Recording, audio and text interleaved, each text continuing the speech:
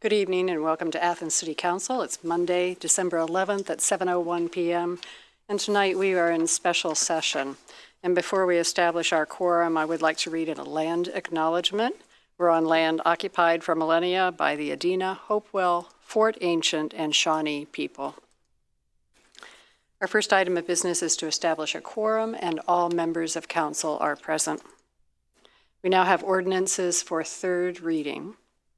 11923 is an ordinance amending Athens City Code Title III, Administrative Provisions, Chapter 3.07, Administrative Departments, Boards and Commissions, Section 3.07.74, Establishment of Commission, introduced by Councilmember Crowell. Second. Thank you, Member Reisner. This is pretty basic. It is to make sure that the Environment and Sustainability Commission bylaws are in accordance with Athens City Code. Thank you. Okay, thank you. And do we have any questions or comments from council members, other elected officials, administration, or our audience members? If not, all those in favor signify by saying aye. Aye. Opposed, nay. The motion carries and the ordinance is approved. 12723 is an ordinance amending Ordinance 4823, authorizing design, construction, and construction engineering of the Dairy Lane Stagecoach Sewer as part of the city-county sewer expansion. This is project number 317. And this ordinance is introduced by Councilmember McCary.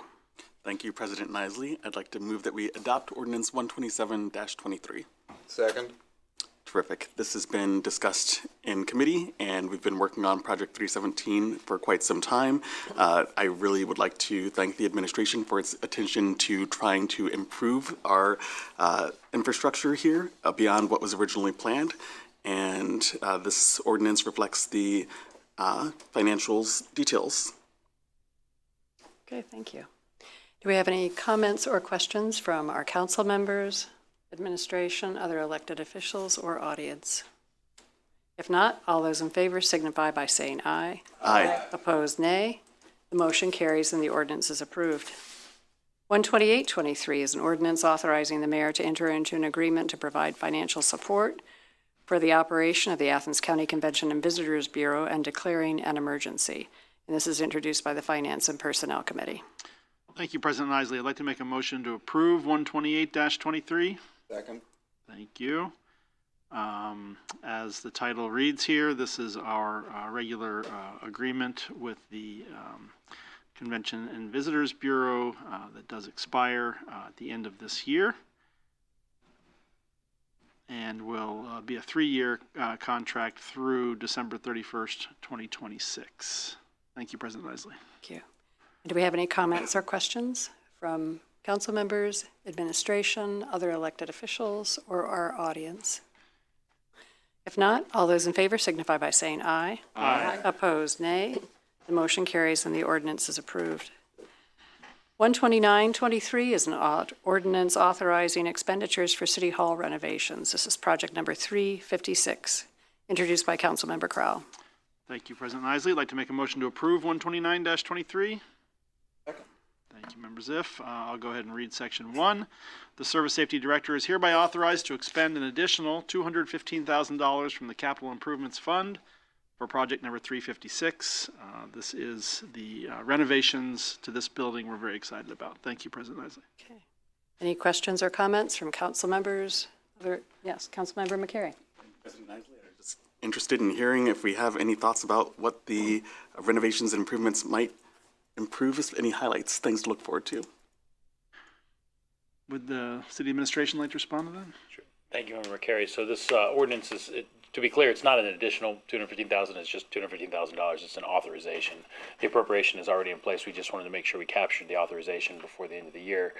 Given that while we have broken this into several different parts that we're managing, functionally in a general contractor role ourselves with subcontracts that are less than the required bid amount, we thought it appropriate, given that it all had to do with City Hall renovations, that we go ahead and seek an authorization from City Council.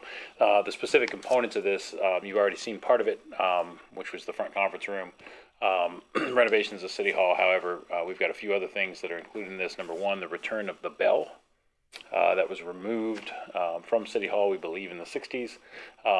Although that bell was cast for this building when this building was constructed, and it was cast the same year that the building was constructed expressly for this building. So the return of the bell to the cupola, the reintroduction of clock faces that work, and a mechanism that allow the clock to work there on the cupola, and updated lighting that allow us to manage the various lights that we have and do a little bit better than the current lighting that we have there now. Some other weather improvements in that particular area, and then the return of the Hebe statue to the foyer of City Hall, in contrast to where it's originally set outside of the central business district here in the Uptown, which was right in front of the courthouse. So, but we are, the plan right now is to pay homage to that original location through some photography associated with the way that it looked when it was originally set in its location there adjacent to the county courthouse. So there's a number of, I'm sorry, the last element is some tuck pointing on the building. So that's something that is just kind of a standard maintenance. It's not real exciting, but it's important to do. And we're committed to getting this all done in 2024, given that it's the 150th anniversary of the building. Thank you. Thanks for the details. Any other questions or comments from elected officials or audience members? Yes. Wild Street, Mary Street. Is the bell actually going to be ringing every hour? Is functional bell? Let me answer that. Sure. So my plan was originally to run a rope down to the mayor's office so he can bring it on demand. But it is not to ring every hour. It's not our intent to ring it all the time. It is an intent to ring when appropriate. So. Okay, just wondered. Could drive some people crazy after a while. Okay. If no other questions, we'll call for the vote. All those in favor signify by saying aye. Aye. Opposed, nay. The motion carries and the ordinance is approved. 13023 is an ordinance to make appropriations for current expenditures of the City of Athens, Ohio during the fiscal year ending December 31st, 2024, and is introduced by the Finance and Personnel Committee. Thank you, President Isley. I'd like to make a motion to approve 130-23. Second. Thank you, Member Eisner. This is our budget for next year. Okay. Thank you. Okay. As discussed in committee. Any further questions? At great length and at first reading and in between, and here we are at third reading. Thank you. Okay, all right. So we are talking about a budget for the coming year, if people are interested, of approximately $65 million for the total budget. Any other questions or comments from council members? Yes, Councilmember Swank. The $65 million, does that include the fire station? Yes. Okay. All right. Any other questions from council members, other elected officials, administration, or our audience? If not, all those in favor signify by saying aye. Aye. Opposed, nay. The motion carries and the ordinance is approved. 13123 is an ordinance authorizing 2024 staffing levels and non-union compensation, repealing all ordinances inconsistent therewith and declaring an emergency, and is introduced by the Finance and Personnel Committee. Thank you, President Isley. I'd like to make a motion to approve 131-23. Second. Thank you, members. This is our annual ordinance authorizing the staffing for 2024 calendar year and the non-union compensation. As council can see, this includes all of the non-union city positions and the recommended switches and new positions from the city administration for 2024.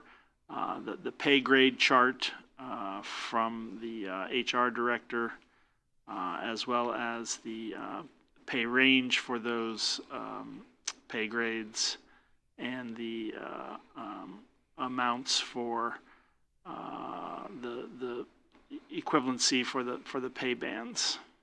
Thank you, President Isley. Okay, thank you. And do we have any comments or questions? And if I'm reading this right, this is a 4.5% hourly wage increase Correct. on the attached documents that we reviewed with our HR director. Okay. Any other comments or questions from council members, other elected officials, administration, or our audience? If not, all those in favor signify by saying aye. Aye. Opposed, nay. The motion carries and the ordinance is approved. 13223 is an ordinance adopting a fringe benefits package for non-union personnel with the City of Athens and repealing all ordinances inconsistent therewith and declaring an emergency. And this is introduced by the Finance and Personnel Committee. Thank you, President Isley. I'd like to make a motion to approve 132-23. Second. Thank you, Member Ziff. Most of this is in the title, as discussed through a presentation by the HR director in committee and at first reading. And here we are for this benefits package for our non-union city staff. Thank you, President Isley. Okay, thank you. And we might say that the copy that council members have received has the changes highlighted in yellow where we have some new definitions or definitions moved from one section to the other. Are there any questions or comments from council members, administration, other elected officials, or our audience? All those in favor signify by saying aye. Aye. Opposed, nay. The motion carries and the ordinance is approved. 13323 is an ordinance authorizing the Service Safety Director to enter into a contract with the Employee Benefit Service Center to serve as the city's third-party health insurance administrator and declaring an emergency. This is introduced by Councilmember Crowell. Thank you, President Isley. I'd like to make a motion to approve 133-23. Second. Thank you, Member Grace. As the title explains, this is the city is self-insured, and we do enter into a contract with a third-party health insurance administrator to run that city program. And this ordinance lays out the stipulations for that contract between the City of Athens and the Employee Benefit Service Center. Thank you, President Isley. Okay. We have a motion and second. Do we have any comments or questions from council members, other elected officials, administration, or our audience? All those in favor signify by saying aye. Aye. Opposed, nay. The motion carries and the ordinance is approved. Our next ordinance is 13423, an ordinance authorizing a stop-loss group excess loss medical insurance contract and declaring an emergency. This is introduced by Councilmember Crowell. Thank you, President Isley. I'd like to make a motion to approve 134-23. Second. Thank you, Member Ziff. As part of our insurance contract, our insurance services, we also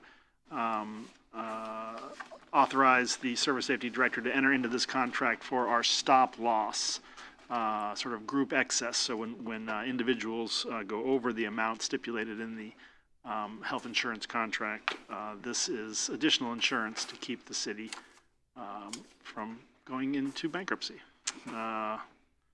And you will see the application and the policy schedule with the City of Athens and the Sirius Point America Insurance Company as part of the attachments on your drive. Thank you, President Isley. And do we have any comments or questions? We do have a motion and second. So any comments or questions from council members, administration, other elected officials, or audience? Okay. All those in favor signify by saying aye. Aye. Opposed, nay.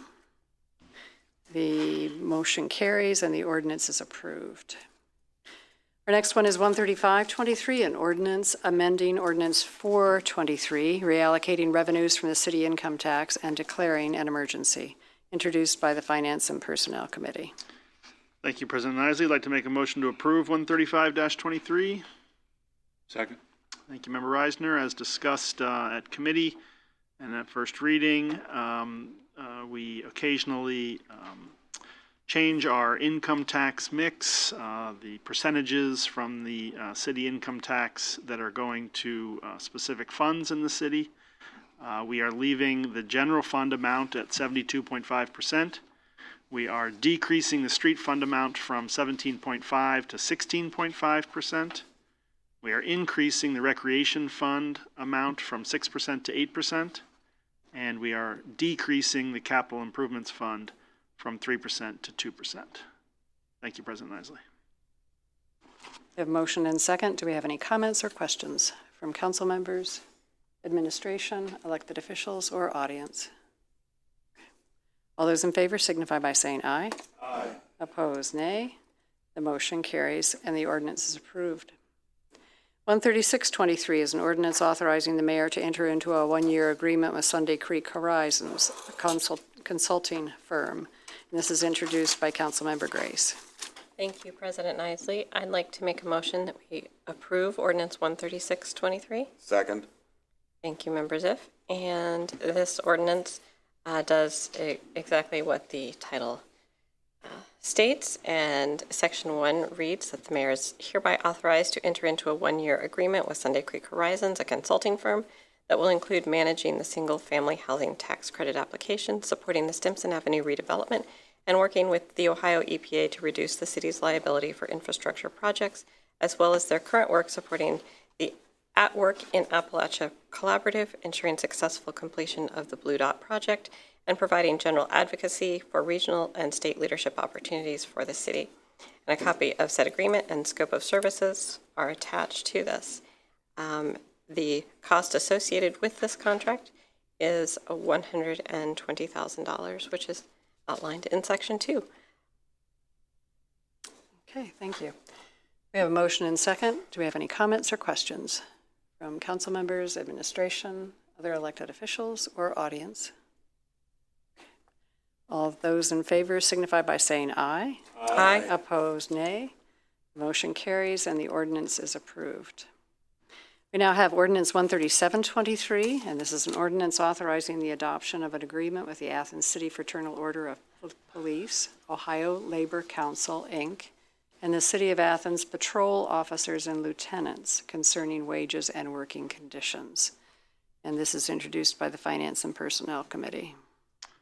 Thank you, President Isley. I'd like to make a motion to approve 137-23. Second. Thank you, Member Ziff. This is a very lengthy contract negotiated by the city administration with the Fraternal Order of Police. As mentioned, the officers and lieutenants portion of the Fraternal Order of Police. This is discussed at committee and at first reading. And I think we have a good contract here with our police department. Thank you, President Isley. Okay, thank you.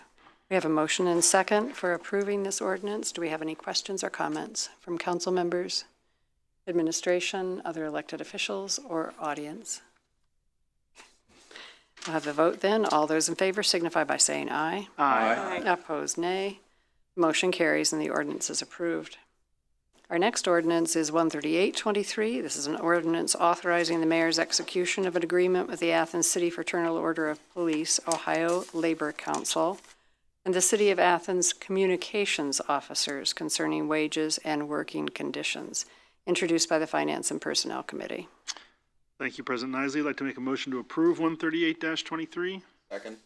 Thank you, Member Ziff. As the title indicates, as discussed at committee and at first reading, this portion of the Fraternal Order of Police contract is with the communications officers at the Athens Police Department. Thank you, President Isley. Yeah, thank you. Any comments or questions from council members, administration, elected officials, or our audience? Okay. If not, then we'll have the vote. All those in favor signify by saying aye. Aye. Opposed, nay. The motion carries and the ordinance is approved. We have one more ordinance for third reading, 14223, an ordinance amending Ordinance 6423, Athens City Code Title I, General Provisions, Chapter 1.03, Code Fees established, solid waste, recycling, and optional composting rates, and declaring an emergency, and is introduced by all members of council. And this is approving the rates for the solid waste based on recommendations by city administration for a contract that has been signed with Rumpke for this next iteration of our solid waste. And I will comment that council members have received a number of letters and emails and phone calls from citizens concerned about the Athens Hocking Recycling Center, the previous organization that handled the contract, or that is handling the contract for the city through December 31st. And so I would entertain a motion and to approve this from one of the members of council. And do we have a second? And I'll open it up for comments and discussion, first amongst council members and administration, and then if we have audience members here tonight that also want to make a comment or ask questions, then we can do so. So council members, Councilmember Crowell. Isley, I just want to reiterate the communications that the council has received, either individually or as a group. By my account, since our last meeting, I've received an additional 22 to 24. I think I got a couple more right before our meeting started, including from a number of individuals who have worked very hard in the city of Athens to help us sustainably manage our waste management, including Sue Riggy and Ann Moneypenny, who have in particular been helpful with our move in and in particular our move out waste management issues in the spring with the graduation and the students leaving our community. A few notes for citizens. There did seem to be some misinformation going out about composting not being available anymore in the city of Athens. Composting will still be available in the city of Athens. And if you are on, as a resident in the city of Athens, if you are on a particular can rate, a 1 can rate, a 2 can rate, those will remain the same moving forward unless the city is contacted and a change is requested for that can rate. I also want to note that I received today, this afternoon, indication that some local concerned citizens have organized a town hall meeting to be held at the Athens Community Center this Wednesday, December 13th, from 6 p.m. to 8 p.m. And there will be a number of speakers talking about the history and the development of solid waste management in the city of Athens, including the initial creation of the Athens Hocking Recycling Centers. Also the environmental and economic value of building our local economies. And then the third topic is the possibility of forming a council of governments and what exactly a COG is. So if you are interested in continuing the discussion about waste management in the city of Athens, that's this Wednesday, 6 to 8 at the Community Center. Thank you, President Isley. Okay. And any other comments or questions from council members? Yes, Councilmember Swank. Picking up on Councilmember Crowell's comments about information and misinformation, a few other things. First of all, I am not the council person for Ward 3, as reported by the messenger. It's actually Ward 4. Secondly, and more importantly, as it relates to this contract, the 60-day opt-out period is not something that kicks in the moment this passes. Director Stone, in my opinion, negotiated a very wise clause in this because this involves a change. And anytime there's a change, there's always some uncertainty. But the 60 days opt-out clause allows either the city or Rumpke to notify the other that upon 60 days notice, the contract could be terminated. It has nothing to do with the first 60 days of the contract, and that seems to be a very consistent message in these letters that we've been receiving. Secondly, in terms of the 1 can rate, I think there's a little confusion there Because if you're currently putting out a 60-gallon one-can container, and you can opt to continue with a 60-gallon one-can container, you're not going to pay the one-can rate. You're going to pay the 60-gallon rate or whatever that is, which is the equivalent of 2 cans. Point being is the administration has not had the time, and Rumpke has not had the time to sit down and work out all the details in terms of crossing T's and dotting I's as to how all the cans will work and all of that. So statements that we're hearing are actually getting, in many cases, the cart before the horse. My suggestion is if you want to get the gospel truth, it's probably best to contact those people who are making those decisions as opposed to relying on social media. Thank you. Thanks. Councilmember Spielness. Good idea considering some of the heated feelings about this. If the administration would explain briefly why this is such an advantage for us to go with Rumpke. The fact that it's much less expensive and getting into a couple of specifics. Again, you can make it brief, but I think that's valuable to reiterate at this point. I'd appreciate it.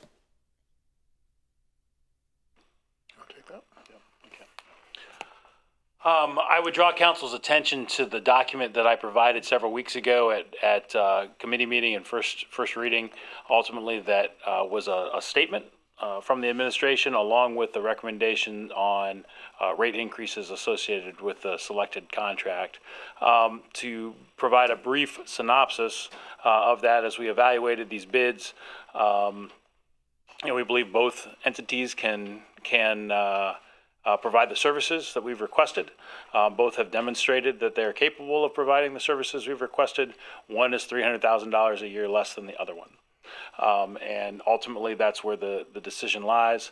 As I mentioned in that statement, I am concerned about the likelihood or the potential of a monopoly being established here and then us being stuck in a situation. And that's why I noted that in the future, certainly I will be open to considering some sort of making re-governmental control of collections. As a counterbalance, basically, to a monopoly situation, and the Council of Governments is one option for that. That said, there's not been any financial plan for something like that presented to the administration that's to consider at this point. And so, barring any other course of action, understanding that the threat of litigation is there at this point, given that this would be the third time that we've received a bid that was lower than the current bid, and so we thought it was wisest to recommend, not to recommend, to take the action of awarding the contract to the lowest bidder because we determined that they were capable of providing the same level of service to the citizens.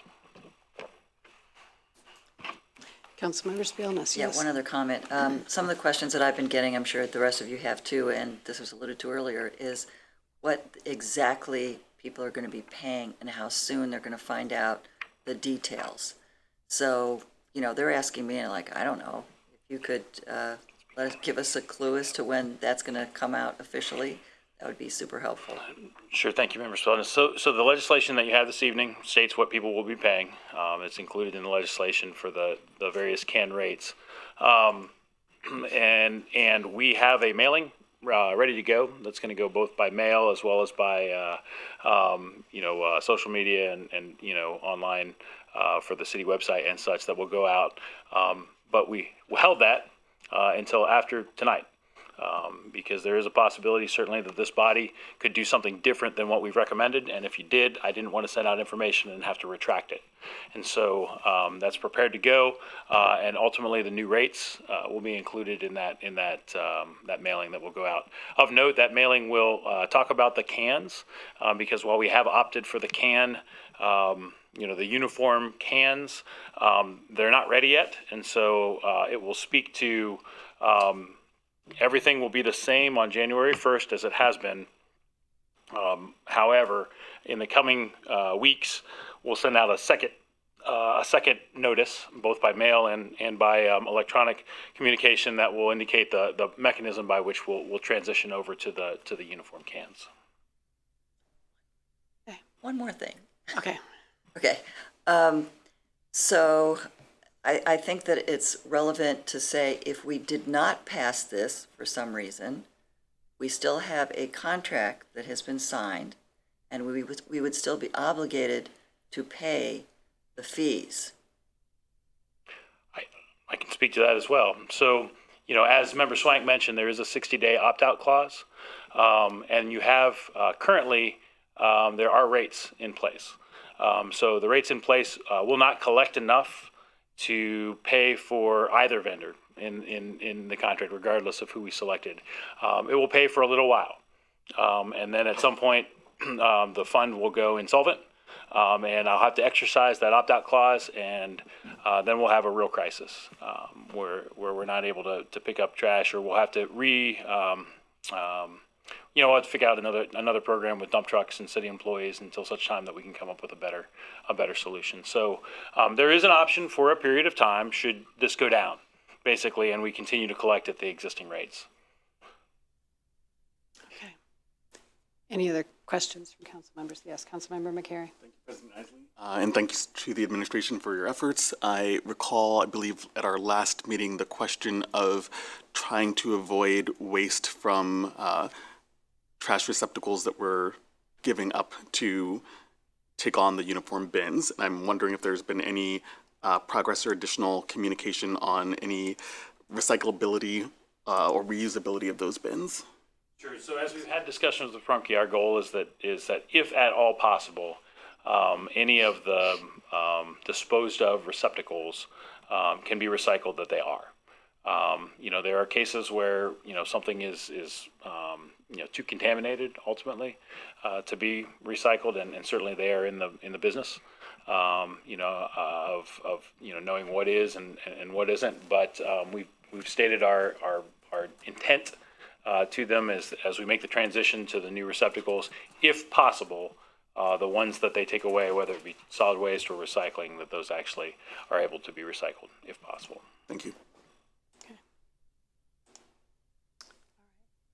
And do we have audience members who would like to make comment? Oh, the mayor. Yes, before the mayor.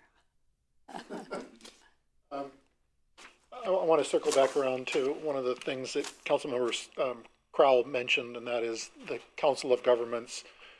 There's some misinformation swirling out there around that as well, and that the city is not interested in exploring a Council of Governments. From the administration side, that's not accurate. That's not even factual. If that were to happen, and there were other municipalities within Athens County or beyond who are interested in a COG related to solid waste, I would be more than interested in having that conversation, working it through. The city of Athens has several, well, at least that I'm involved in, there's several COGs already. Buckeye Hills Regional Council is a council of governments. ORCA, the Outdoor Recreation Council of Appalachia, it's currently a county-wide council of governments. And then everyone's familiar with SOPEC. SOPEC 2 is, and has been since 2014, has been a council of governments when it started as Athens County and Amesville. So I'm not a stranger to COGs and how they function. And so if there were a group of municipalities or political subdivisions, because you can even have townships become part of a COG if there are townships that are interested and are looking to rethink their solid waste collection within them or whatever elements they have that's related to such an activity. Like I said, I'm certainly interested in exploring that. So again, just to dispel misinformation that's circulating that the city administration is not interested, that's not true. Now we'll turn to audience members who would like to make a statement. Yes. Got several. Paul Wiles, 3 Mary Street. I guess I should put that down. We'll just talk about rates, I assume, and everything like that. I guess my point of view is I think the purchase of cans is unnecessary and expensive. I'm somebody who doesn't use a can. I use a bag. I have a garbage can too. I bought it in 1984 with the assumption if some critters got into my bag, I would use it. I haven't used it. People who use them have them already. People who don't need them. It's more expensive. We're talking about, what, $3,900 of recycling and regular garbage. That's a lot of plastic on the street. That's a lot of things to deal with. I understand it makes it easier. Councilmember Swank talked about having to estimate the size of the bags, et cetera, et cetera. But if that, we're trying to make it easier for Rumpke, I would expect a reduced rate since they're more productive, so we should be charged less with them. I don't know if that's the case or will be the case. I'm not enamored with the idea of having a Rumpke can out there with the little symbol on it. You know, I'm old school. This is Carhartt's right here. No little symbol there because I take it off. They have to, I don't pay to have advertisement on me. They should be paying me for that. The last thing is the Athens Hocking Solid Waste District Management Plan of 2018. I think it has to be reevaluated every 5 years, you know? Okay, but that's really countywide, 2 counties wide, Hocking, Athens. I would like to see that reviewed and see if we can generate some metrics on what the performance is for Rumpke, so we know what we're doing 2 years from now, 1 year from now, 3.5 years from now. It would be nice if we had some record, you know, and make sure that actually what we have right now, your contract is actually congruent with what that plan is. You can read all 275 pages of it. I'm sure it's great reading. But the idea is, I was hearing a debate about what makes, you know, lowest and best. And unless we have some metrics or benchmarks on that, both in the past tense, Athens Hocking Recycling or Rumpke, we really don't have any numbers or ideas of what it is. And that's all I have to talk about. Thanks. Former Mayor Weil. Good afternoon or good evening, everyone. My name is Catherine Gala. I am a third-year student at Ohio University studying environmental studies. Sam Krall has been my professor. I recognize many faces in here. This is really upsetting to me and to a lot of people that I work with and know, and people who I know care about the city. I feel like this is really unfair for many reasons, especially when the city of Athens really brands itself on keeping everything local. How can you have keep it local stickers and signs everywhere, but then sign with this corporate recycling company? The reason that it's $300,000 less is because they're simply putting money over people. You would rather pay less for the waste management than give your people local jobs and provide solutions for climate change through the curbside composting pickup. I'm not sure I'm following the logic there. And Mayor, I have your phone number in my phone from when you first spoke to me when I was a freshman here. And you said, text me or call me if you have an issue. And I have an issue with this. All of my friends at Campus Recycling have an issue with this. My bosses and leaders at the Voinovich School have an issue with this. My friends have an issue with this. Our compost that we put out every week, you tell me that that's going to be sent to a local composting facility in Athens? No, they'll bring it up to their Columbus facility, and then that's so many more emissions and so much more time. Like, it just doesn't make sense to do this. And this is a local nonprofit. These are 45 local employees giving people opportunities in this region. That is the goal of so many nonprofits in this region, is to continue to uplift and economically stimulate this economy through local jobs and investing the money back into it. That compost soil that is made through the compost project is sold back to local farmers that I have worked with at the Athens Farmers Market. This is just not fair. That is all I have to say. Thanks for joining us tonight. Oh, and if you could give us your name and address one more time. What? Gala, and I live on 18th South Congress Street. Great. Okay, thank you.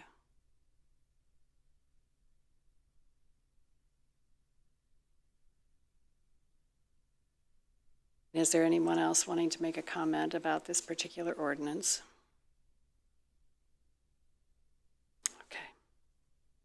So we do have a motion and second for approval. All those in favor signify by saying aye. Aye. Opposed, nay. Okay. The motion carries with a 6-1 vote, and the ordinance is approved. We now have ordinances for second reading. 14023 is an ordinance amending Athens City Code Title 11, Business Regulations, to enact Section 11.13, Tobacco Retailer License, adding provisions requiring retailers to obtain a license for selling tobacco products, and is introduced by Councilmember Grace. Thank you, President Isley. I have an amendment to this, and all members of council have a copy that includes the amended language. And so I'd like to make a motion to amend ordinance 14023. Second. Okay. Thank you, Member Crowell. So we have a motion and second. So this, council members have received some communications regarding this proposed legislation. One letter was sent to us from NATO, which in this particular case is the National Association of Tobacco Outlets, and which is a national retail trade association that represents more than 66,000 retail stores. They raised a couple of concerns, but I want to highlight the final paragraph of the letter that we received, which said, again, we do not quarrel with the concept of prohibiting new businesses near youth-oriented locations, and that they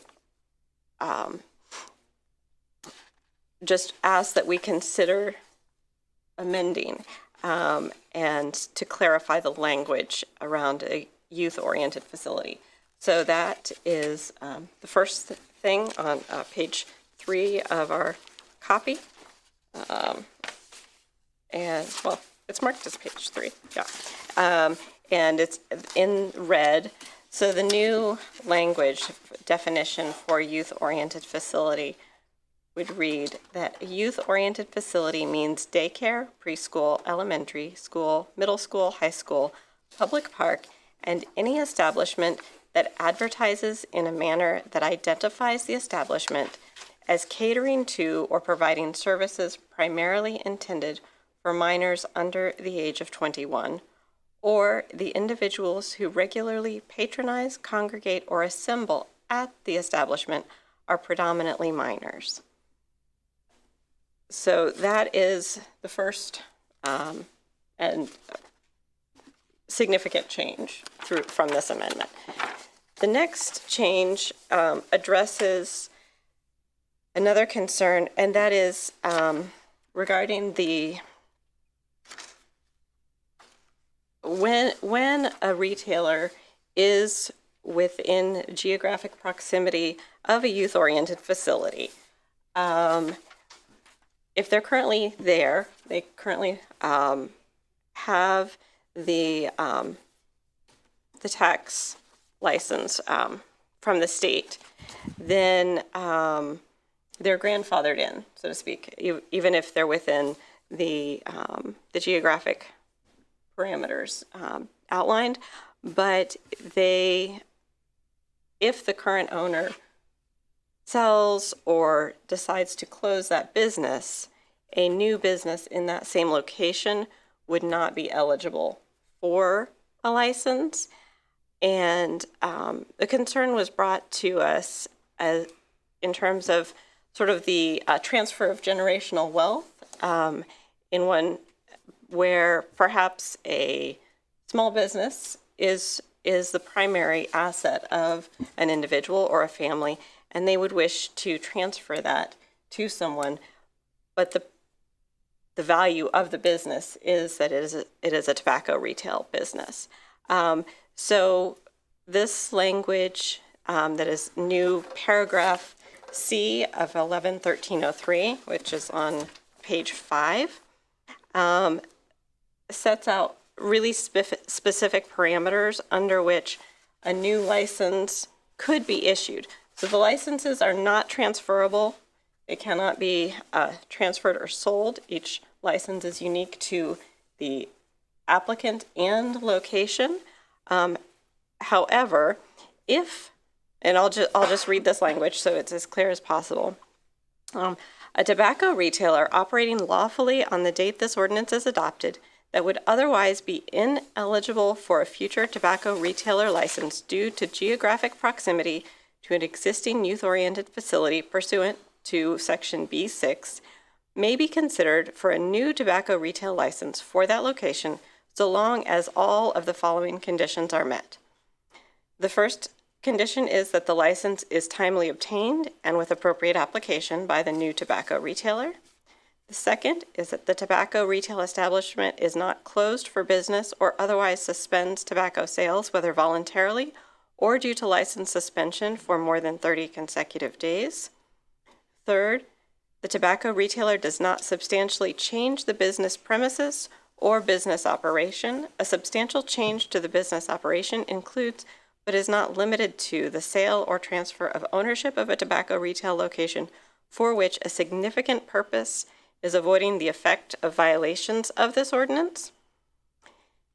And the tobacco retailer retains the right to operate under all applicable laws. Number 5, if the City of Athens determines that a tobacco retailer has substantially changed their business premises or operation and the tobacco retailer disputes this determination, the tobacco retailer bears the burden of proving by a preponderance of evidence that such changes do not constitute a substantial change. So that this would allow for a new business owner to take over a business in an existing location, as long as those conditions are met. And it was important to me that it be clear that it would not be permitted as a way of getting around existing violations or prior violations. So that change that would apply to businesses that are grandfathered in under the distance to a youth-oriented facility. Another change is on page 6. This is a small change. That the for appeals and the License Appeals Board, and this is just regarding the timing of when the Clerk of Council shall notify all members, and rather than it being not less than 12 hours in advance of the meeting, the amendment states that it would be not less than 24 hours in advance. And this does not mean that a meeting is likely to happen within 24 hours of the Clerk of Council notifying the board members. It's just that it has to be at least 24 hours notice provided. And from experience, I'm sure all members of council are aware that when the Clerk of Council notifies us that we need to find a time that we are available to meet, it takes significantly longer than 24 hours. But that just provides a minimum notification time for the members of the board who would meet to hear an appeal. The other thing that I want to highlight, just because there were some concerns raised about this, and but it does not, there are no changes to this under the amendment, but just that there, under the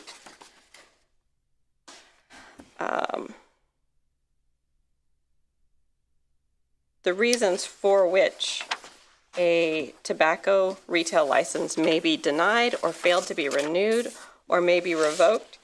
One includes the look-back period of 3 years for violation of federal, state, or local law, ordinance provision, or other regulation relating to tobacco products. And I just want to highlight that this is not, it says they may be denied or failed to be renewed. So it's not a strict, if there is any violation in 3 years of any type, it automatically has to be renewed. These are reasons that the Director of Code Enforcement may utilize to deny an application or a renewal, or under which a license may be revoked. But in addition to discretion for the Director of Code Enforcement, there is also an appeals process for anyone who would apply for a license that would be denied or have a license revoked or not renewed. And I think that's all that I have to say specifically, but I do want to once again thank the folks who have worked. This has been seen by a lot of eyes, a lot of people who work in this field, looking specifically at protecting public health, as well as people who work to represent retailers. And some of those individuals are here. So we will have an opportunity, I think, to hear from them. But just expressing my appreciation for the feedback and for the work on behalf of myself and the law director's office to respond to and consider the concerns. And I think that with this amendment, a lot of voices have been heard and have participated in the construction of this ordinance. Thank you. Okay, so we have an amendment in second, and I would open it up to some comments from council members, and then I know that we have, is it Wendy Hyde from the Biotobacco 21? Yes, Councilmember Crowell. Thank you, President Isley, and thank you, Member Grace, for working on this important public health issue. I have one request. I believe we will be returning to first reading tonight with this amendment, and that we will be looking to suspend the rules and pass next week. Yes. The version that we have on our drive is an older version, even older than, it has changes in it that aren't in the revisions tonight. If we can make sure we get a updated copy on our drive for consideration for before next Monday, that'd be great. Thank you very much. Appreciate it. Other comments or questions from council members? Councilmember Swank. Yeah, I have a half a dozen, and I'm serious. So if you want me to take one at a time so other council members have a chance to respond, that's fine, or I can just go right through them. You could probably go right through them, and I'm just wondering, too, if, let's see what your questions are. Ms. Hyde may be able to answer some of our questions about this, too. So if at any point you think you've got some information that can help solve this, raise your hand. We're informal enough. Okay, Councilmember Swank. Okay, start with page 3, a youth-oriented facility. What is the definition of daycare?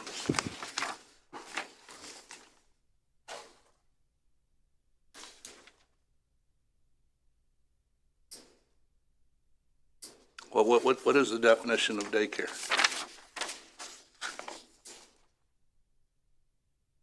I don't think we have one spelled out in Well, this. I think we need one because it was obvious when this paragraph was reviewed, when people started looking at the words residents, inhabitants, and renters, suddenly, basically the entire city was off limits. Any junior who rents a house isn't 21 years of age. And with the number of rental properties we have in this town, just about every place in town would have been off limits. So the reason I asked what does daycare mean, depending on that definition, it could put a real crimp on places that are eligible to have a license. I mean, is a daycare a facility like the Ohio University Child Development Center? I think we would all agree that is. But is a daycare a person who, like up the street from me, that watches 2 or 3 kids every day of the 180 days in the school year? So I think we need a definition of daycare so that we have some idea of what this applies to, what geographic areas this applies to. In elementary school, middle school, high school, public park, those are all easy because they have signs in front of them saying this, that, and the other. But daycare is Okay, so that's question one. that's question one. Question two, also on page 3. And this is raised in the letter that we received just today from an Akron law firm, Jackson Kelly, up on Main Street, downtown Akron. 11.13.02C. All tobacco retail licenses are valid only at the business address provided on the license application and only for the person and business to whom the license was issued. The transfer of any license to another location, person, or business is prohibited. So, heaven forbid, one of the 7 of us owns a tobacco retail store. And that tobacco retail store generates enough income that supports our family. And one of us dies. The way you read this is too bad. That license is not transferable. That's a concern, and that's raised in the Jackson Kelly letter. Third one, page 5, C2. The tobacco retail establishment is not closed for business or otherwise suspends tobacco sales, whether voluntarily or due to license suspension for more than 30 consecutive days. Anybody in this town who has bought a business, whether they own the building or lease the building, there is a period of time where that business is going to be closed. Perfect example, Zoe. Where am I here? Zoe, down here, just sold. From what I understand, it's still going to be a restaurant, but it's going to be closed for a period of time so that the new owner of that facility can shape it in the way they feel appropriate. We have one right down here, the old Follett's building. It's going to be closed. It's been closed for how long? But it's been closed for more than 30 days. So I think that 30-day thing is a little arbitrary, and I just don't. We're really, in that paragraph there, we're really getting into telling people how they can operate their business, and I don't think that's appropriate. On page 4, B6. The business for which a license requested operates within 500 feet, so on and so forth. Get down to the second sentence. This restriction does not apply to an existing tobacco retailer holding a current state license for the sale of tobacco products in that same location for at least 1 year before the date this section was enacted into law. Let's say we were at third reading tonight and we voted on this and we voted in the affirmative. Unless that retailer had that license over a year ago, they wouldn't qualify.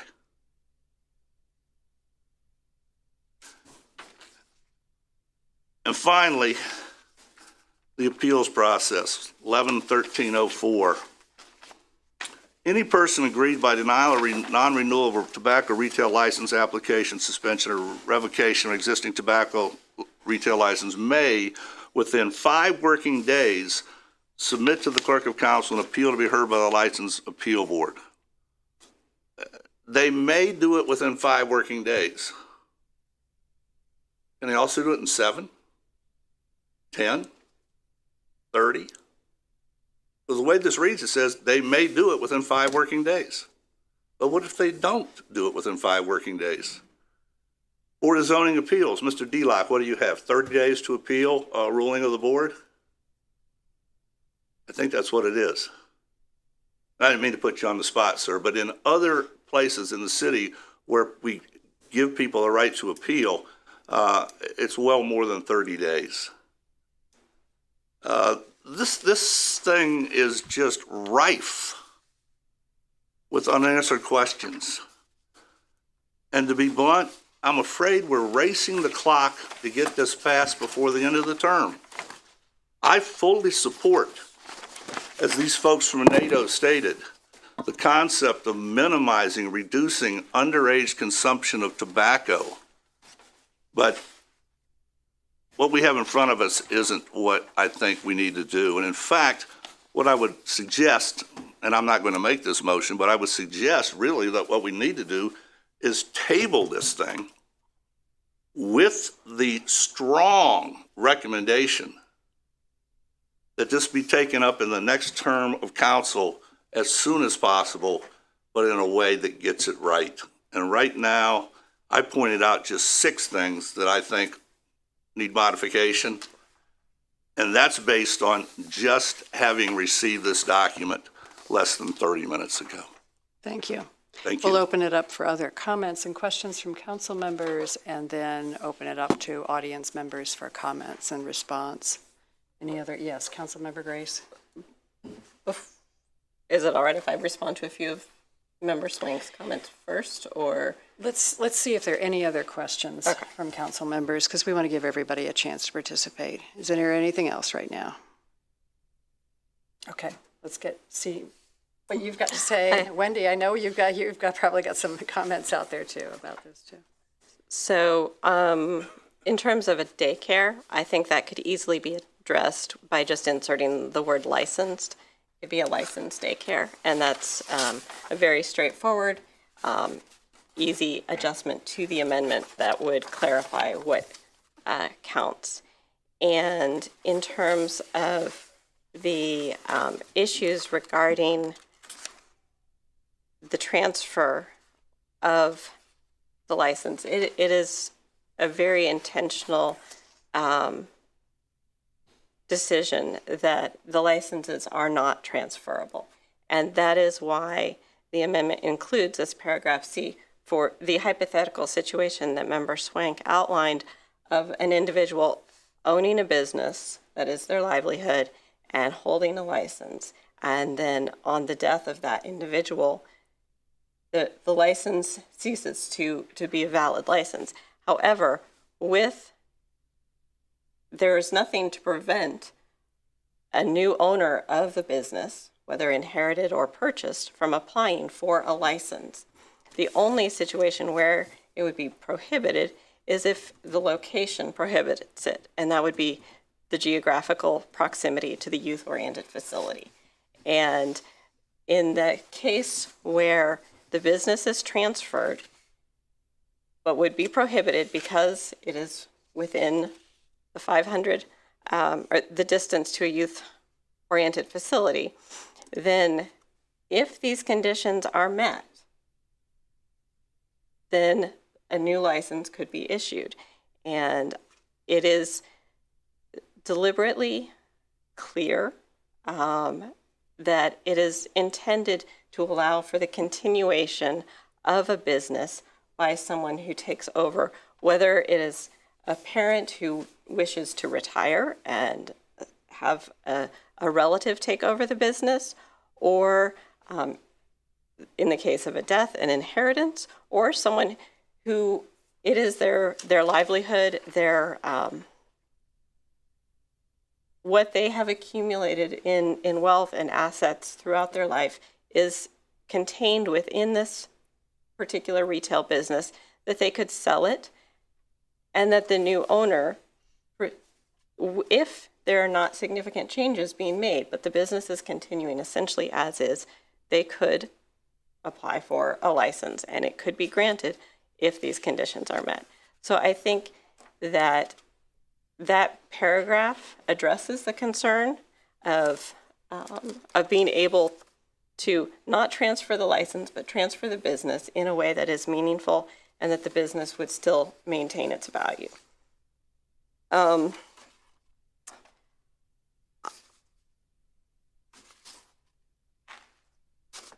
I think that with regard to, there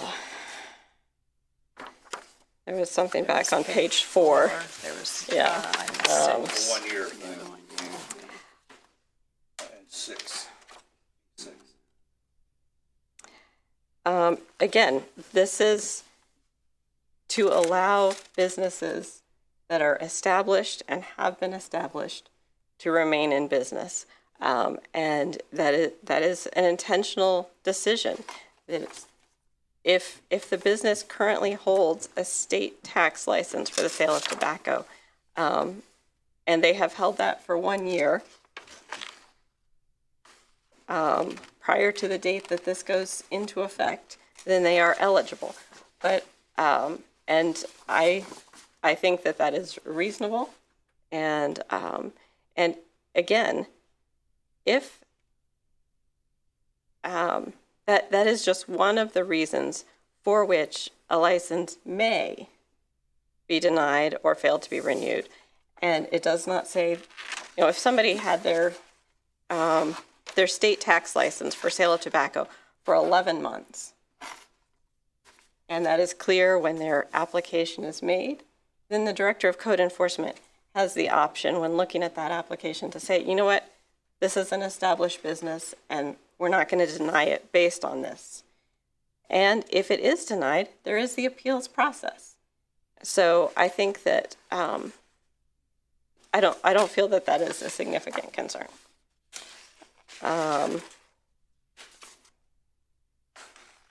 And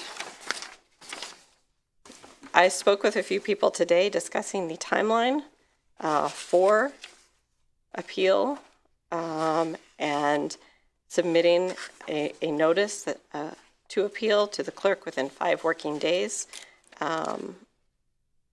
Given the timeliness of responses to this legislation, I think that it's not unreasonable for someone to be able to notify the clerk that of their intent to appeal and then be prepared for the appeals board within 5 working days.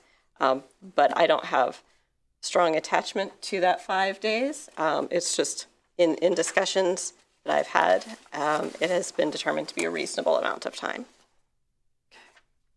All right. Now I'd like to open it. Sure. Okay, short one. I appreciate those comments. The one thing that still concerns me is that we will be treating 2 businesses that are in the same business differently based on geographic proximity. A business is within the 500-foot deal. You've written in provisions here for passing down the business. For those that aren't in that 500-foot proximity, 11-1302C, too bad.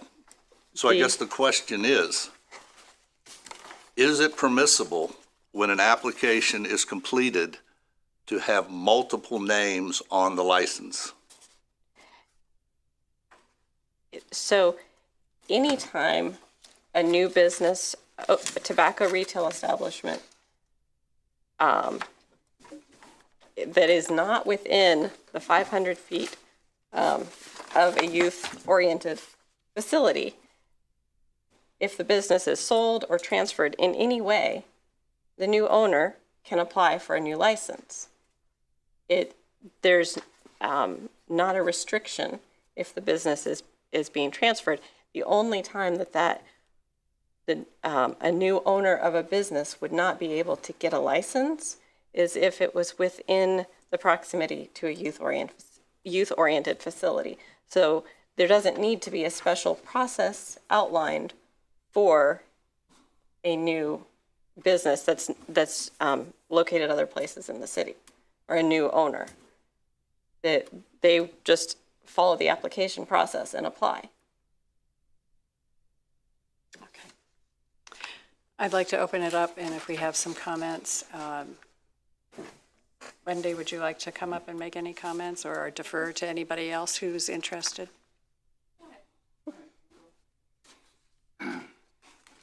Thank you. Good evening. My name is Clay Keller. I'm with Jackson Kelly. I represent GoMart. I really appreciate the council's diligence, and I commend the council and Councilwoman Grace. I know you've been working hard on this ordinance. GoMart, and I just got involved with this last Thursday, which is why we sent the letter today. We didn't have a lot of time, and we appreciate the responsiveness of the law director.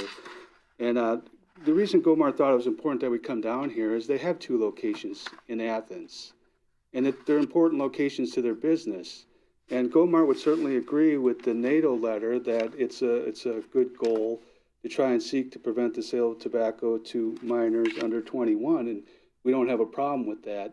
The concern is that if in the process of regulating that, they just don't want to be put out of business, which was kind of the import of our letter. Tobacco sales are such an important part of the business that if their license is taken away, they essentially cannot operate that location anymore economically. And that's why I tried to keep my letter short to highlight some of the concerns Gomard had. I think Councilmember Swank had just hit on a bunch of them. But I just follow up on a couple of these real quickly, if I may. The first one on youth-oriented facility, and I appreciate the change in the definition. And as a lawyer, I think one of the struggles any legislature or general assembly or council has in creating laws is what's intended today might not be how the law is read 5, 10, or 15 years from now. And that's why the language is so important. And that's why we kind of get nitpicky as lawyers about some of it. So I appreciate the comment on daycare. I think that was fair. And I also had a question on youth-oriented facility. The way the amendment reads, and I just had an opportunity to review it before the meeting here, there's the sentence at the end, or individuals who regularly patronize, congregate, or assemble at the establishment are predominantly minors. I see an ambiguity in that and a difficulty with trying to figure out what exactly that covers. And I'm not sure how that sentence trails in and attaches with the rest of the amendment. But we certainly appreciate what the council's looking to try and accomplish there. As far as the grandfather clause, which I think has been talked about pretty extensively, the transferability of licenses is really critical to the value of the business. As I indicated, if you don't have your tobacco license, it's really difficult economically to operate a convenience store, such as a Go-Mart. And from my perspective, just coming into this, I appreciate the amendment put in on page 5. My suggestion or thought, it might be getting a little more complicated than it needs to be. What Go-Mart would just like to see is, hey, look, we have a business, we're in good standing. If us or any other retailer wants to sell that business or transfer it, they should be able to do that without any special impediments. And the grandfather clause on the location does help. The problem I see in the amendment here is, for example, section C3, the qualifier is a tobacco retailer does not substantially change the business premises or business operation. I'm not sure what that means. I know that my client often they'll totally remodel a location at times. And I understand what the current council's thinking. No, we don't want to put anybody out of business. We're not going to do that. 10, 15 years from now, Go-Mart say they go and remodel a location, and the current administration says, well, you've totally changed your business premises. You've remodeled it. So now you're in violation of the location clause. It's those unintended consequences that are frightening to a business owner. And we'd ask the council to kind of maybe perhaps reconsider that and maybe make the transfer issue a little more simplified. But we do thank the council for putting in the grandfather clause and looking to try and protect those aspects. And the same issue is with section C4. It includes that same phrase, substantially change their business premises or operation. Just not sure what that means. On the appellate process, for lawyers, nothing happens in 5 days, okay?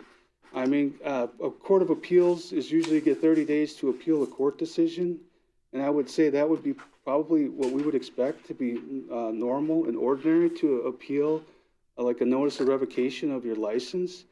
And 5 days may not be enough time. Say, for example, a location gets a notice they're in violation and their license is at risk. They may need to collect the evidence to suggest, well, what happened? What are we going to present to the appeals board to show that this is what happened and that this is why they got the violation? That can be difficult to do in 5 days. And I also came down from Akron today. It took me 3 hours to drive down today. That's why we were really concerned about the 12 hours. I mean, if I'm not, or if I'm not in the office, or we don't have a person with GoMart that can appear, 24 hours is really not enough time. And I appreciate, Councilmember Grace, what you're saying, that it never happens that way. But this is, as a lawyer, I know you put the law on the books, 10 years from now, somebody says, oh, all we have to do is give 24 hours notice. It goes out the door, and suddenly, my client's losing their license. They didn't even have a chance to respond to it. That's frightening for a business operator. So our suggestion would be to maybe put a little more time in there to do an appeals process, so we have time to gather the evidence and address it. The other item I put in my letter, and I don't think an amendment was proposed, was section 1113.03. And we may be nitpicking here, but it's B3. And the way it reads right now, it says the applicant was convicted within the past 3 years of any violation of a federal, state, or local ordinance or other regulation relating to tobacco products. My client operates in 3 different states, and they have dozens and dozens of locations. Do they strive to be perfect? Yes, but may they have a violation in Virginia, for example? The way this reads, it says one violation could mean they lose their license or they can't have it approved.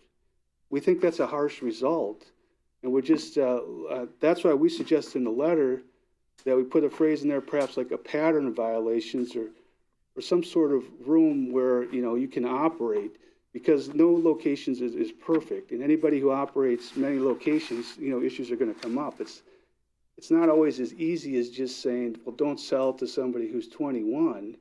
I mean, you have clerks, you have people working late at night, you have all kinds of things coming in, and things do happen on occasion. We just don't want to be put under this microscope of, you had a violation 2 years ago in this other location, therefore you don't qualify for a license. Anyway, those are our concerns. Again, GoMart has no problem being regulated. They do not want to sell to folks under 21 years old. I know the council's been working very hard on this, and we appreciate it. But that's why I came tonight to share my thoughts, and I thank you for your time. Councilmember Grace. One thing to be really clear about is that the sections where it says the tobacco retailer does not substantially change the business premises, that only applies if they're applying for a license within the geographic proximity to the youth-oriented facility. So, for instance, where the GoMart locations are, if it's only if they would be renovating or doing significant changes and they are within proximity to the youth-oriented facility. Okay, well, we know the one GoMart location, I think, is next to the state park. Are we assuming that would qualify as a youth-oriented organization? The One on East State Street, right up against Sells Park. Sells Park. I mean, that's what I saw in the definition. It says park. And as a business owner, these are the kind of things that go through your head. We remodel, now we're in jeopardy of losing our license just based upon the technicality of that location. So that was our point there. Thank you. Thank you. Hi, good evening. I'm Wendy Hyde. I'm with the Preventing Tobacco Addiction Foundation, Tobacco 21. First of all, just before I go any further, to address the remodeling, the purpose of that statement and the reason that it's baked into many of the local ordinances is because what we found, speaking of language that's important in 10 years from now, what we found is that there are some businesses who establish themselves as maybe calling themselves exotic snack shops or some other name, where they determine that the products that they're going to be selling are primarily, snack foods or convenience foods. And really, it's under the guise that they're establishing themselves as vapor shop locations or selling nicotine product locations. And so it's important to bake that into an ordinance so that you don't have an establishment that redefines themselves by the products that they sell. And if you don't include that into your ordinance, then you could potentially have a shop who decides to, change the majority of what they're selling or even some of what they're selling as a product, and then doesn't get the proper license and doesn't go through their proper approval process. So one of the reasons that's in there, it's not so from a remodeling standpoint as, hey, we're changing, where the entrance is or where we're going to be advertising or how we're going to be, putting our coolers or what we're putting in place. It's basically more so the importance of what products are you selling and making available to the individuals. So just to kind of clarify that from that perspective. As far as, again, from an appeals standpoint, I would think it might be fair if you want to extend the appeals time frame to allow businesses to have an extended period of time to go ahead and put that appeals through. I don't see that as being a huge significant issue if that's, the will of council as well as what Athens thinks is best moving forward. Couple other, I think, Councilwoman Grace acknowledged and I think spoke to many of the other points of issue. And I'd be happy to address them a little bit further if people still have questions regarding those particular pieces of the ordinance that they don't feel are quite addressed yet. At this point, if I could give you kind of a little background of why a TRL is important and how it's different from what we have at the state level, and maybe that'll help explain to some of you why this is so important and why the language does matter. Couple things of reference. So in October, as you know, of 2019, the Ohio General Assembly raised the minimum sales age to 21. It was quickly followed in December of 2019 that the federal age of sale for all tobacco and nicotine products was to be 21. We know that raising the minimum sales age to 21 is an important part of reducing youth access to these products, but we know that they are only, a law is only as good as it's enforced, and currently federal and state enforcement efforts really are proving to be inadequate at deterring retailers from selling tobacco products to underage youth. I will say we do have some really great law-abiding retailers, but there are several loopholes in the law, which I'll address here in just a few moments. But first of all, let's look at the FDA compliance checks data of retailers here in the city of Athens. So from January 2019 through December of 2023, so you're talking 2023, you're talking a 5-year time period, there have been only 15 retailer checks completed of all the tobacco retailer shops in the city of Athens. So whether you're talking about a convenience store or you're talking about a vapor shop, there have only been 15 total checks done during that time frame to make sure that these retailers are not selling to underage individuals. Of those 15 checks, right, that were done in that 5-year time period, they have a 27% violation rate for selling to underage individuals. So clearly, right, we know that the number of compliance checks is way too low and the number of violations is way too high, and that retailers are not complying by the law because there really isn't any teeth to the FDA's compliance checks and regulatory oversight. Secondly, under Ohio's current tobacco control system, the state has a tax licensing system for cigarette sales only. There are no, which does not allow for any potential for revocation of retailer's license for those who continue to fail to sell to those under the age of 21. The state also does not have a comprehensive list of vapor shop only retailers. So if I don't sell a combustible product, I sell vapor shop, I'm a vapor shop, I only sell vapor products. There is no comprehensive list of those retailers in the state of Ohio, where they exist, what products they're selling, and there is no enforcement mechanism to make sure, again, that they're selling products that they're supposed to be selling and that they're not selling to underage individuals. And according to state and federal law, again, there's only a very small percentage of retailers who must be checked on a regular basis. So it's a very small percentage. of all the retailers in the state that are actually going to be checked on an annual basis. So by establishing a tobacco retail license for the city of Athens, you're going to be able to close the loopholes that currently exist in our current state code at the state level and at the federal level. Your retail license, as it's been drawn up and drafted, will require that every tobacco nicotine retailer in Athens to get a license and renew annually. It actually levels the playing field for all retailers, right? We're not going to have two-tier systems now where a combustible retail shop is getting checked and a vapor-only shop goes away scot-free without getting any checks and without any enforcement. So it levels the playing field for all retailers. They're all going to be getting the same annual checks. They're all going to be paying the same annual fee to have a retail establishment within the city of Athens. It's also, these retailer fees are going to be able to fund the robust enforcement efforts. And there also, some of this money is going to be utilized for cessation and education as well of the city members of the city of Athens.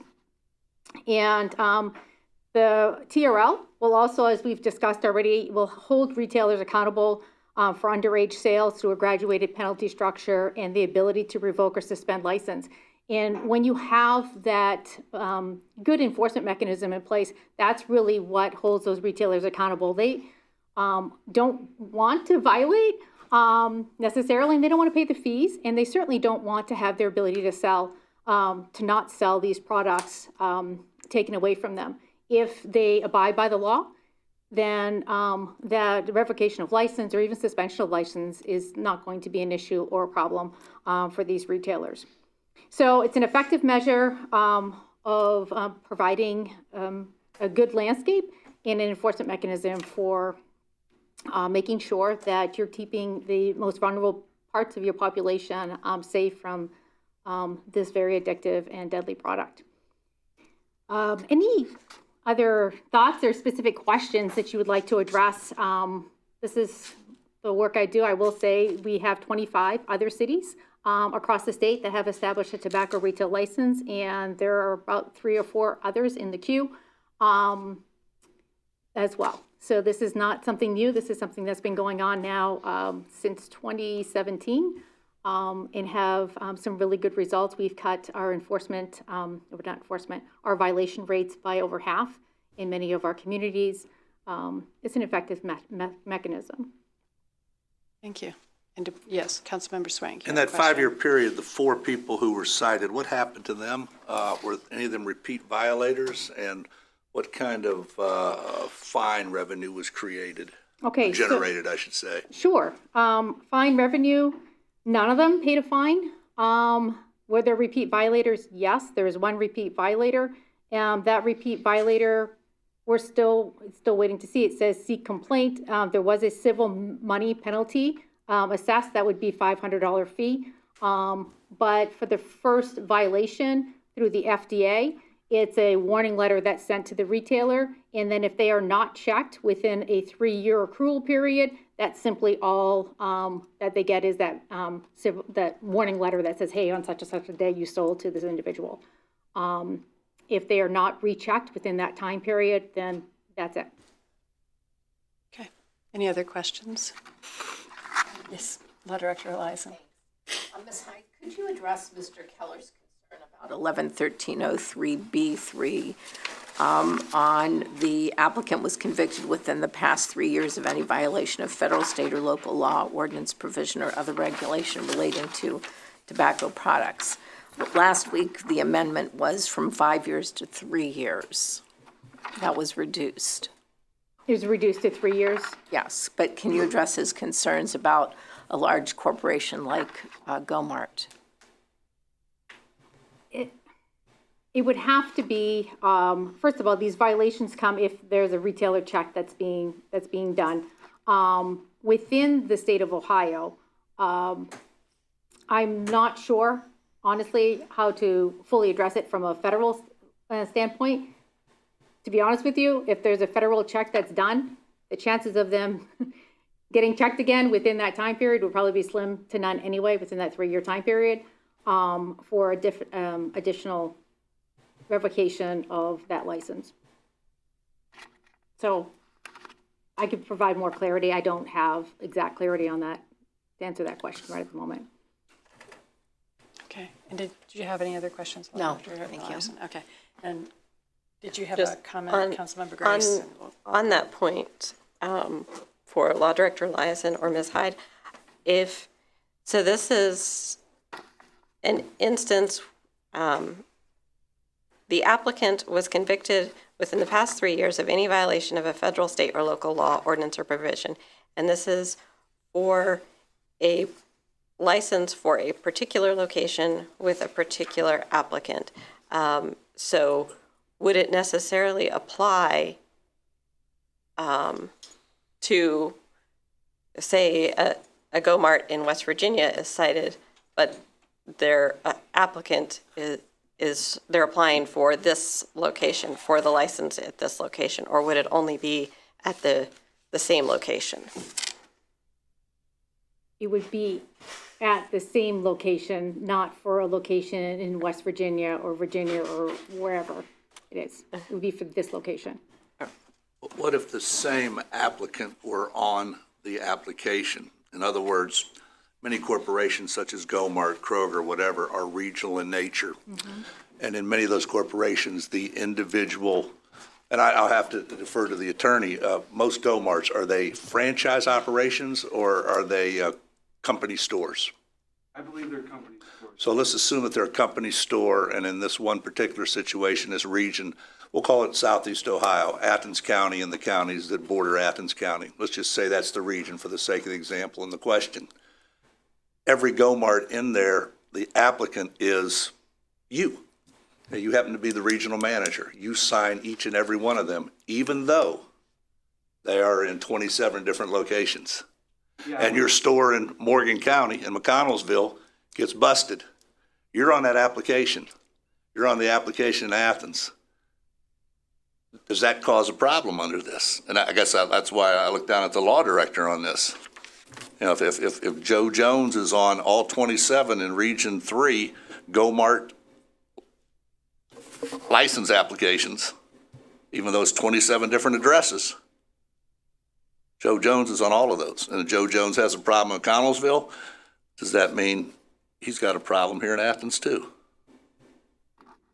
I don't know the answer to that. I would maybe direct the question to Ms. Hyde.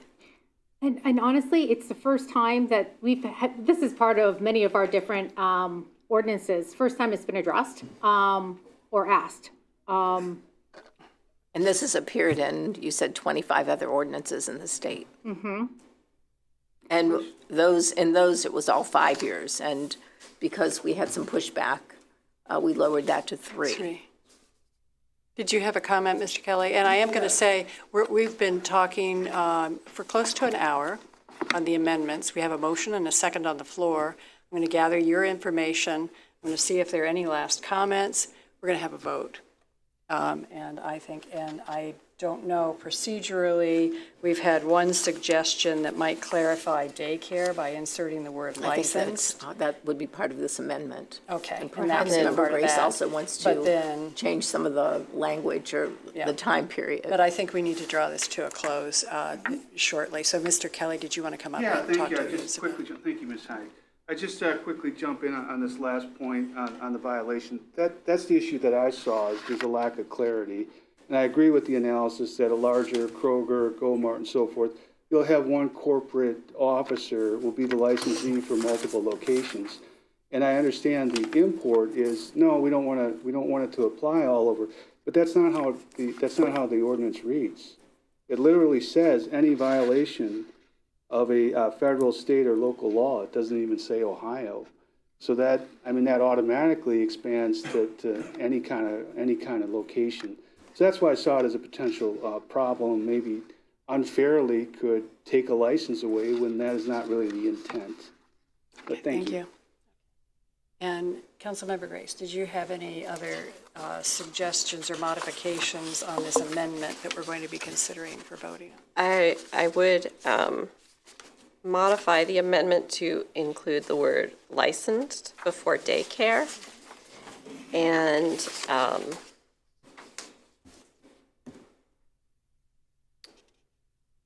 The other thing that, as I said when I addressed it earlier with the amount of time for the appeal, as well as the number of hours in advance that a meeting would be announced, I would say that, like, adjusting the, rather than it stating that it may within 5 working days, I would change that to may within 30 days, submit to the clerk of council an appeal. And then that in terms of the announcement of the hearing and notification of members of the board, we could make that 48 hours in advance to give all members 48 hours of notice to appear. Okay. And just one more time to state that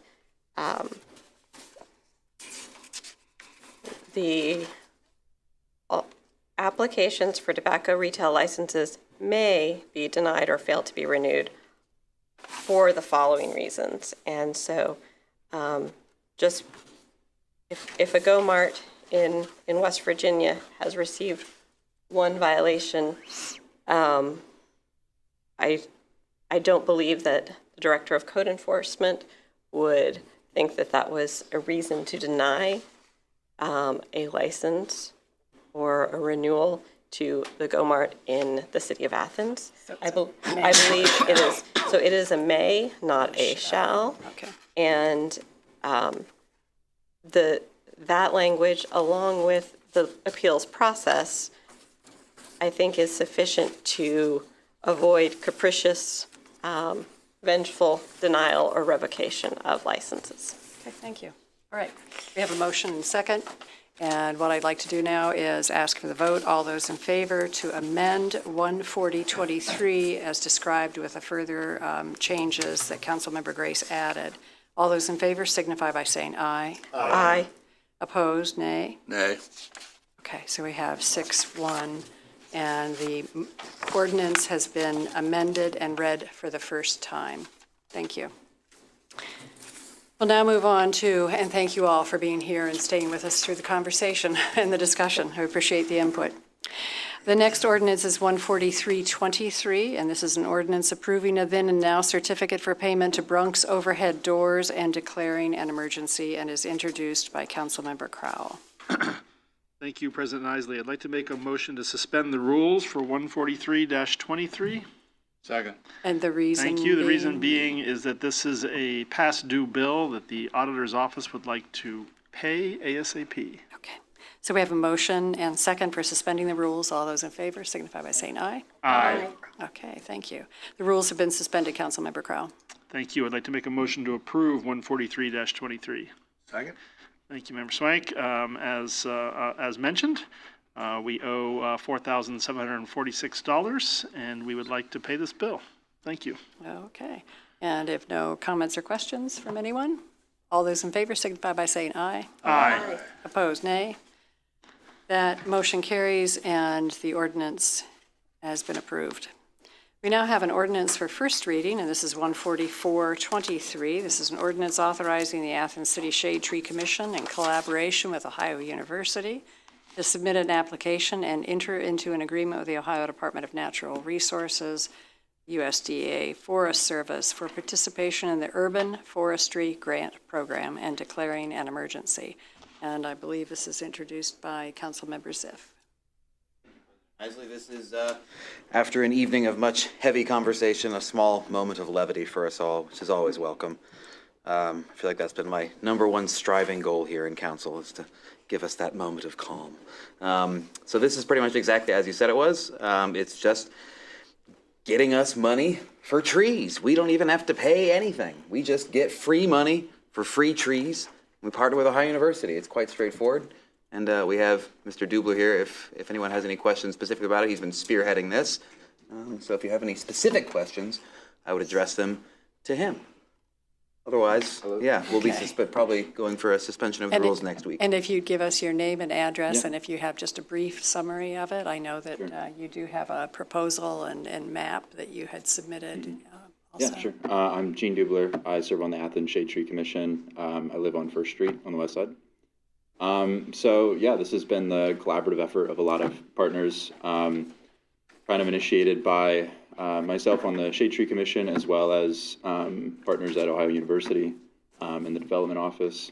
And we've included partners at Rural Action, Community Food Initiatives, Rising Appalachia, and the Ohio Environmental Council as well. So a lot of people involved in this project. The specific scope of our work here in Athens will be planting a food forest at the West State Street Park in collaboration with the OU Student Farm. We've had conversations with everybody involved in that space, including OU and Catherine Ann Jordan, the Director of Arts, Parks and Rec. Everybody's on board with the idea, and the land and space is available. So right now we're just finishing up the language for the application. That's due December 29th, and basically getting all of the information we need compiled and then applying. So this is one part of the process. Getting this ordinance passed helps our application immensely. So I also have a letter from the chair of the Shade Tree Commission, Chris Fall, supporting this application. So if you have any questions. Here. Councilmember Swank. Where on that land is this going to go? So it'll be on the, right next to the bike path, just east of the community gardens and just west of the OU Student Farm research site. So kind of on the north end of the driving range. So far enough back that it won't interfere with the plans for the expansion of soccer fields and things over there? Correct. Okay, good. Thank you. Any other questions or comments? From Council, yes, Councilmember Spielness. Yes. Yeah. The idea is native fruiting trees and other fruiting shrubs and perennials that will serve as both a public site for enjoyment and also contribute to food security projects here in Southeast Ohio. But it will also be a research site for the university to determine species that are adapting to this climate zone. As our hardiness zone did just change, so things were getting warmer. So we're trying to determine what can best grow in an urban space. So there's a lot of opportunity for cross collaboration with the city and university. Sounds great. Okay, good. Any other questions? Comments? Okay. All right, thanks for waiting for us. Yeah, totally. Okay, thank you. All right. So that'll be read then for the second time and probably suspended then next week, so that you can get the ordinance as part of your application before December 29th. We now have a resolution for second reading. This is 1123, a resolution accepting the amounts and rates as determined by the Budget Commission and authorizing the necessary tax levies and certifying them to the county auditor. And introduced by Councilmember Crowell. And if no comments or questions, we'll consider it read for the second time and bring it up for our third reading next week. And I would entertain a motion to adjourn. So moved. Seconded. All in favor? Aye. Okay, we are adjourned at 8:44 p.m. Thank you very much.